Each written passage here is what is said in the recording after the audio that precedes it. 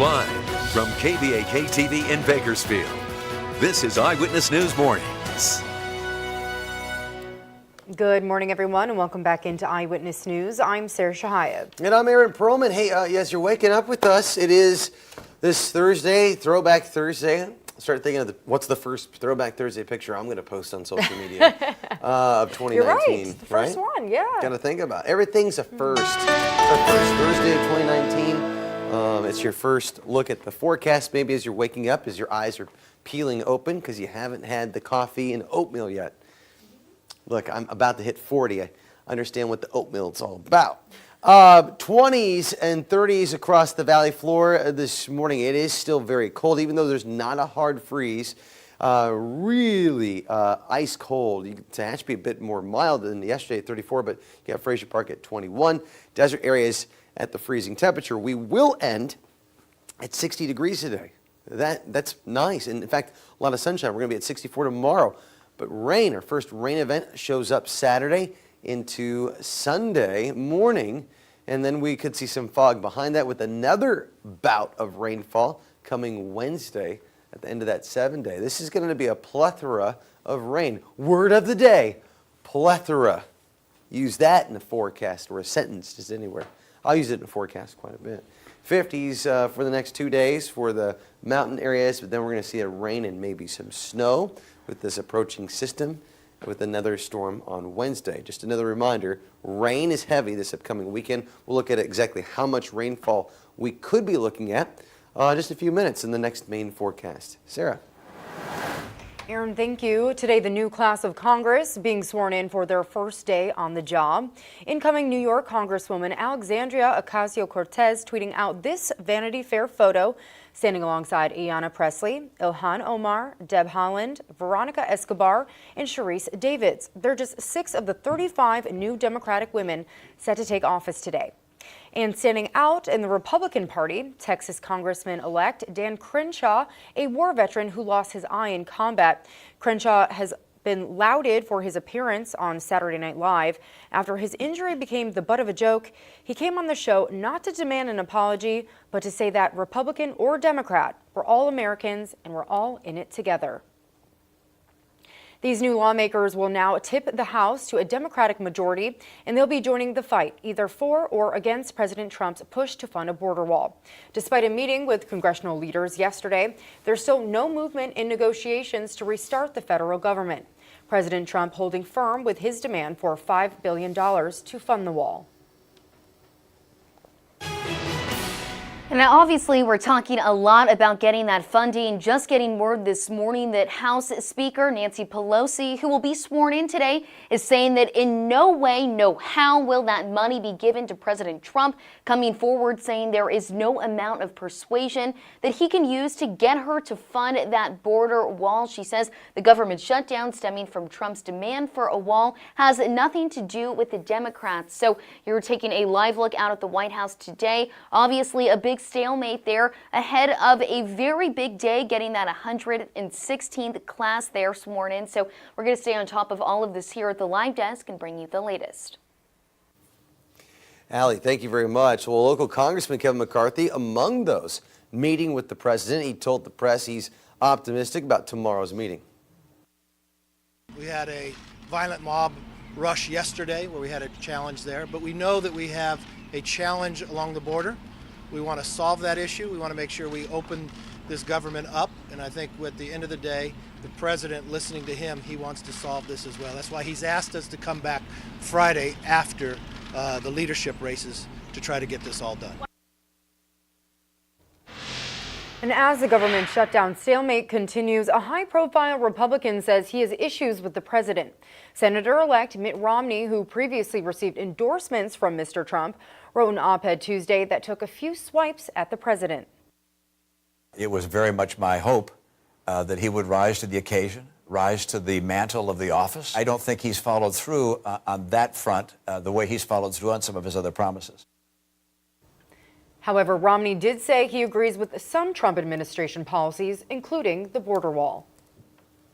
Well, Americans don't agree on much, but there's one thing they do agree on.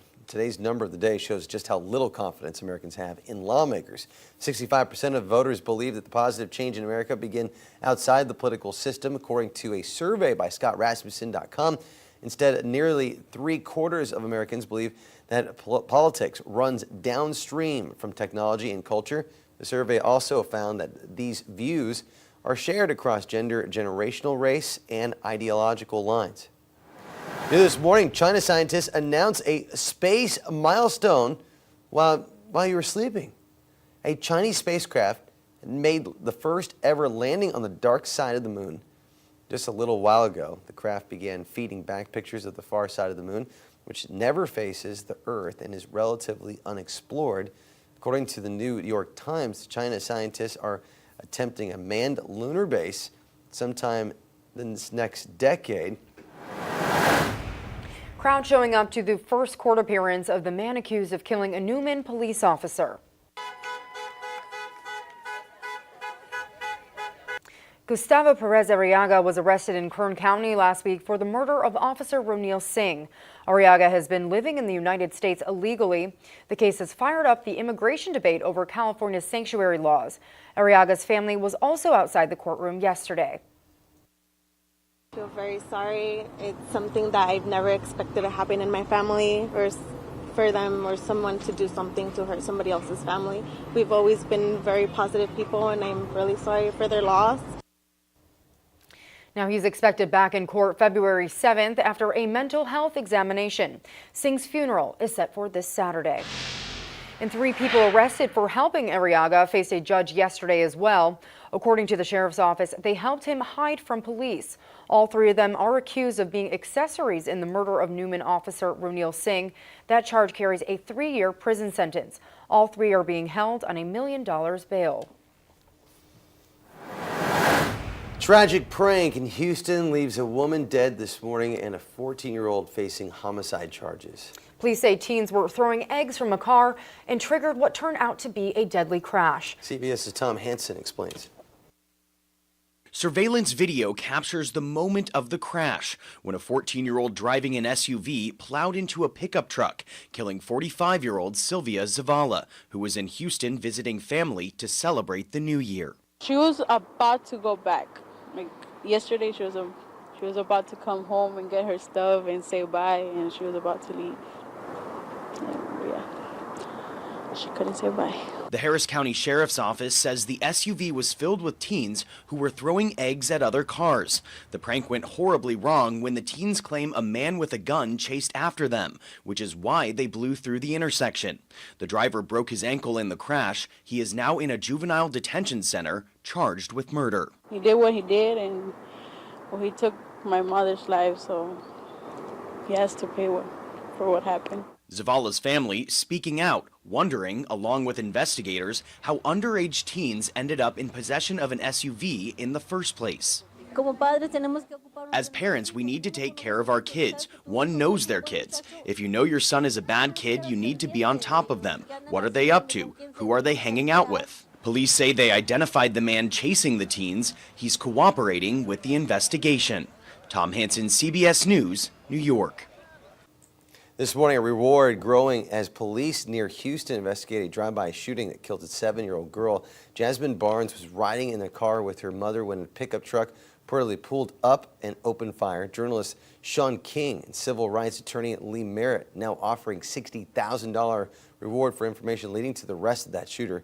Deputies also investigating the possibility that the attack was racially motivated, but the sheriff says they haven't ruled out any motive. I'm very confident, and we will not rest until an arrest is made. We're going to continue to search for this killer. Police investigating whether this shooting was related to a similar one in the same area. In both cases, the shooter was white and the victims were black. New details this morning about the apparent murder of Colorado mother Kelsey Barrett, who was last seen on Thanksgiving Day.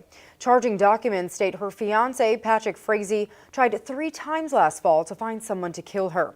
He's charged in her murder. Police say evidence suggests Barrett was killed at her home, and they say her cell phone was tracked to Gooding, Idaho, 3 days after Thanksgiving. Barrett's body has still not yet been found. And new this morning, Coachella Music Festival organizers finally ending the suspense and announcing the headliners for the iconic event. Late Wednesday night, Coachella made the official announcement on Twitter. Childish Gambino, oh yeah, Ariana Grande, and Tame Impala, headlining the 2-weekend concert series. Grande, of course, making history with the gig. She becomes just the 4th woman to headline Coachella, joining Beyonce, Lady Gaga, and Bjork.